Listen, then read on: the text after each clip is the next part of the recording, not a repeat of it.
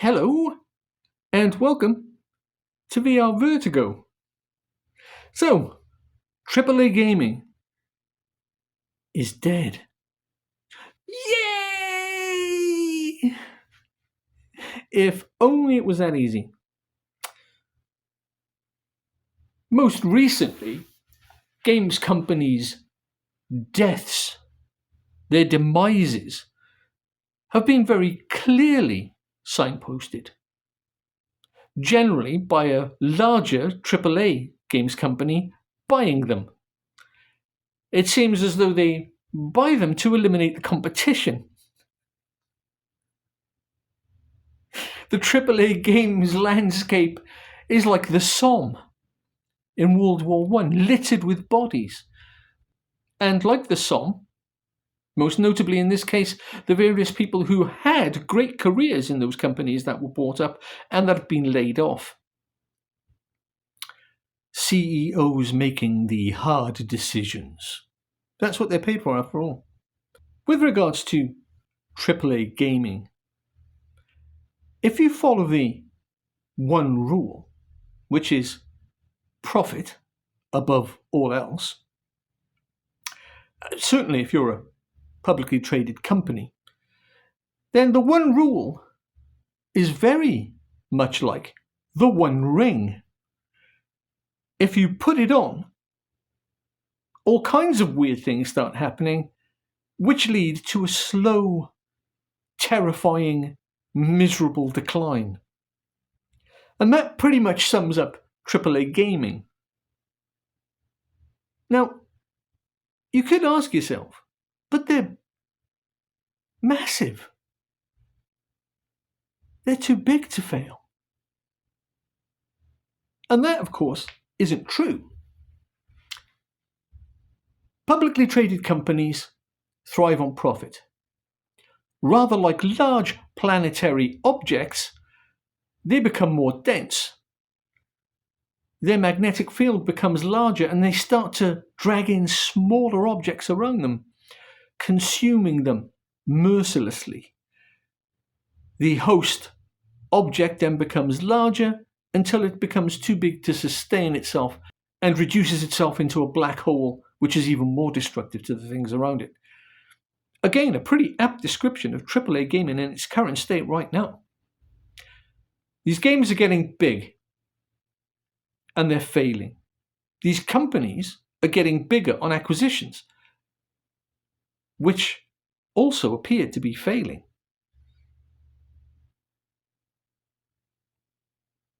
And as they become bigger and continue to fail, profit becomes harder to come by.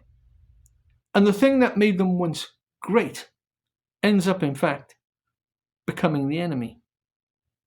It sounds like a fairy tale ending, doesn't it? And like all the best fairy tale endings, they are dark. They are sad, full of regret and recrimination. The ability to act to put things right being recognized far too late.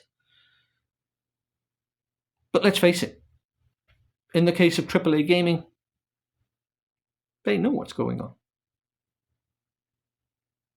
But being a publicly traded company and being huge and fat and successful makes you avoid risk. The one thing that you should be chasing, the one thing that made you great as a company in the first place, risk.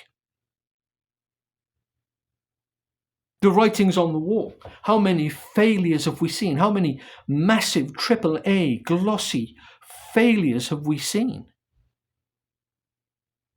Chasing the next safe trend, only to find that when they get there, they're irrelevant.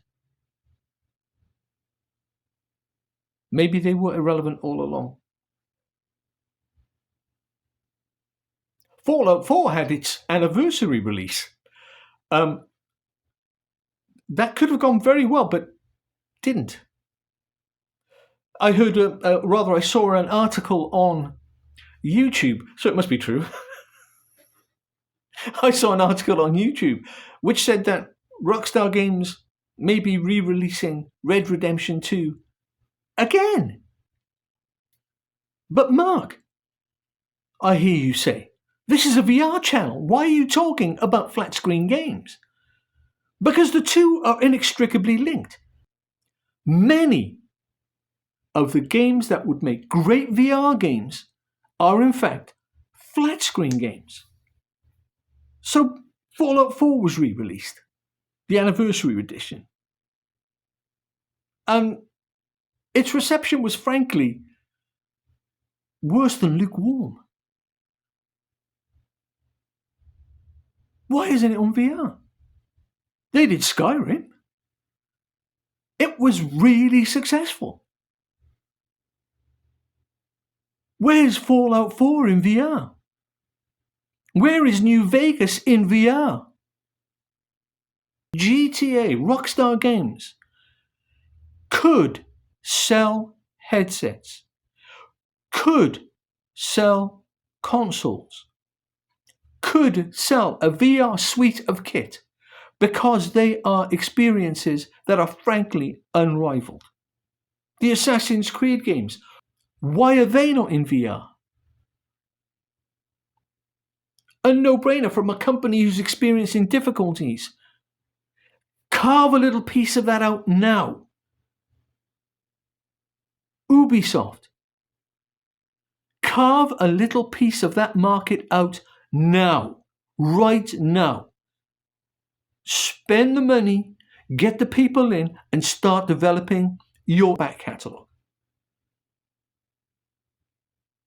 And there's nothing to stop you embellishing the games for VR, making them slightly different experiences for VR. VR represents an opportunity for the AAA games companies to start again, to reset the button. Because flat screen gaming is in this weird way lurching from one disaster to another as it tries to retain its success. And yet AAA gaming has, within its vaults, within its archives, everything required to start again. Why are you re-releasing flat screen games for effectively the same amount of people to rebuy them, because it's only like hardcore fans, etc., who rebuy these re-releases, as there are VR gamers? At least with VR gamers, you could potentially increase a market.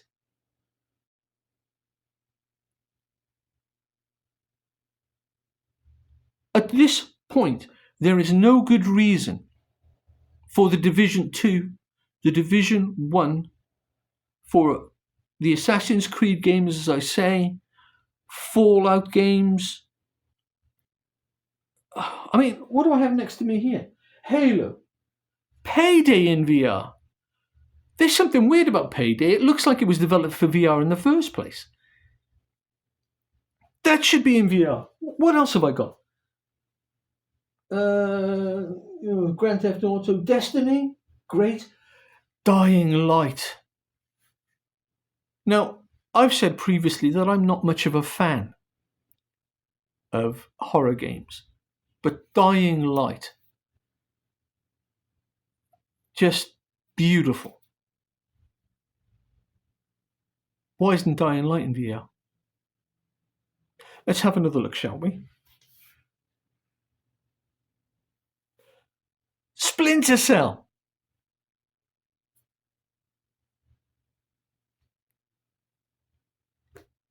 Why isn't Far Cry in VR?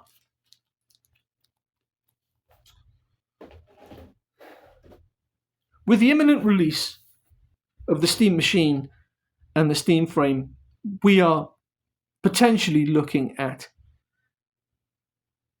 Steam formalizing what the modding community have been doing to the Steam catalog, the VR modding community have been doing to the Steam catalog for quite some time now. And we can only hope, we can only keep our fingers crossed that the Steam Frame is the answer to our prayers. If indeed it is, I will be buying it. You can take that to the bank. There is so much to recommend the potential of VR right now. It is hard to overstate. It is my firm belief that not only is VR the future of gaming, but represents a very real opportunity for these frankly ailing AAA companies to push the reset button.